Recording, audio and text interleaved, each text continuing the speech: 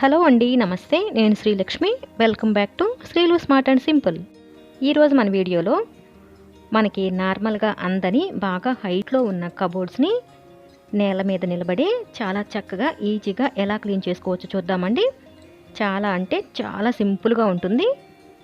ముందుగా మీరు ఇంతవరకు మన ఛానల్ని సబ్స్క్రైబ్ చేసుకున్నట్లయితే తప్పకుండా సబ్స్క్రైబ్ చేసుకుని పక్కనే ఉన్న బెల్ ఐకాన్ని యాక్టివేట్ చేసుకోండి. ఇప్పుడు ఇంకా వీడియోలోకి వచ్చేసినట్లయితే జనరల్గా మనం ప్రతిరోజు కూడా కబోర్డ్స్ని ఈ విధంగా ఒక పొడి క్లాత్తో నీట్గా తుడుచుకుంటాం కదా. అంటే మనకి చేతికి అందినంత వరకు ఈ విధంగా క్లీన్ చేసుకుని ఆ తర్వాతే ఇంటిని శుభ్రం చేసుకుంటాం కదా. ఇలా క్లీన్ చేయడానికి అందకుండా బాగా ఎత్తులో ఉన్న కబోర్డ్స్ని ఈ విధంగా క్లీన్ చేసుకున్నారంటే ఎప్పుడు చూసినా కూడా నీట్గా ఉంటాయండి. మనం ఒకరి సహాయం లేకుండా మనమే ఈజీగా క్లీన్ చేసుకోవచ్చు. దీనికోసం మనకు కావాల్సింది మాప్ స్టిక్ అండి. మాప్ స్టిక్లోని మాప్ తీసేసి మనకి ఇక్కడ స్టిక్ మాత్రమే అవసరం అవుతుంది. అలాగే ఇలాంటి ఒక చెక్క అట్ల కాడ కూడా కావాలి. మనం పాడైపోయిందని తీసేసిందైనా పర్వాలేదు, ఇంకా మనం వాడుకునేదైనా పర్వాలేదు, ఏదైనా సరే ఇలా తీసుకుని టేప్తో చుట్టుకోవాలి. రెండింటికి కలిపి ఈ విధంగా టేప్ని కాస్త గట్టిగా లాగుతూ లూజ్ అవ్వకుండా బాగా టైట్గా చుట్టాలి. చుట్టడం అయిపోయిందండి. చూడండి, ఇలా స్టిఫ్గా నీట్గా అటు ఇటు కదలకుండా ఉండేలాగా చుట్టుకోవాలి. నెక్స్ట్ వచ్చేసి చూడండి, ఒక గిన్నెలోకి ఇలా నీళ్లు తీసుకొని దీనిలో నేను కొద్దిగా షాంపూ వేస్తున్నాను. షాంపూ వేయకుండా ఉండాలి అంటే ఇలా 4 కుంకుడుగాయల్ని నానబెట్టి రసం పిండి దాంతోనైనా క్లీన్ చేసుకోవచ్చండి. నేనైతే ఇక్కడ షాంపూనే యూజ్ చేస్తున్నాను.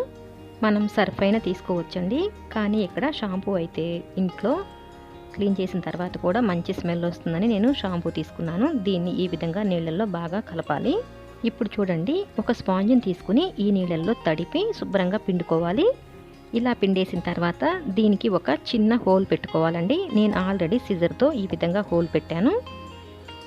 దీనిలో ఇప్పుడు మనం అట్ల కాడని ఈ విధంగా సెట్ చేసుకోవాలి. ఇది అటు ఇటు కదలకుండా ఈ విధంగా ఒక రబ్బర్ కనుక కింద వైపున ఇలా టైట్గా వేసేస్తే మనం క్లీన్ చేసేటప్పుడు స్పాంజ్ అనేది ఊడిపోకుండా ఉంటుంది. ఇప్పుడు చూడండి, మనం ఎంత బాగా క్లీన్ చేసుకోవచ్చో. చక్కగా హైట్లో ఉన్న కబోర్డ్స్ని ఈ విధంగా క్లీన్ చేసుకుంటే చాలా శుభ్రంగా వచ్చేస్తాయండి. మనం స్పాంజ్ని కాస్త ప్రెస్ చేస్తూ రుద్దొచ్చండి. చూసారా ఎంత బాగా సన్నటి చిన్న చిన్న డిజైన్స్ ఉన్నా కూడా ఈ విధంగా చక్కగా క్లీన్ చేసుకోవచ్చు. చూసారా, డస్ట్ నల్లగా వచ్చేసింది. ఇలా మనం మధ్య మధ్యలో ఆ నీళ్ళల్లో ఈ స్పాంజ్ని వాష్ చేసుకుంటూ పిండుకుంటూ చక్కగా కబోర్డ్స్ అన్నీ క్లీన్ చేసుకోవచ్చు. ఈ పని అందరికీ చాలా కష్టమైన పని కదండి, కానీ ఇంత ఈజీగా చేసుకోవచ్చు. చూసారుగా, ఇలా తడి నీళ్ళతో తొడవచ్చా అని మీకు డౌట్ ఉండొచ్చండి.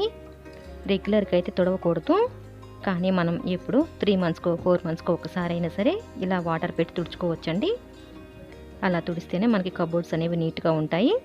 ఈ వీడియో మీకు ఖచ్చితంగా హెల్ప్ అవుతుంది అనుకుంటున్నాను.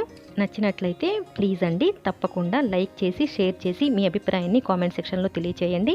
మీరు ఇంతవరకు మన ఛానల్ని సబ్స్క్రైబ్ చేసుకున్నట్లయితే తప్పకుండా సబ్స్క్రైబ్ చేసుకొని పక్కనే ఉన్న బెల్ ఐకాన్ని యాక్టివేట్ చేసుకోండి. Thanks for watching this video.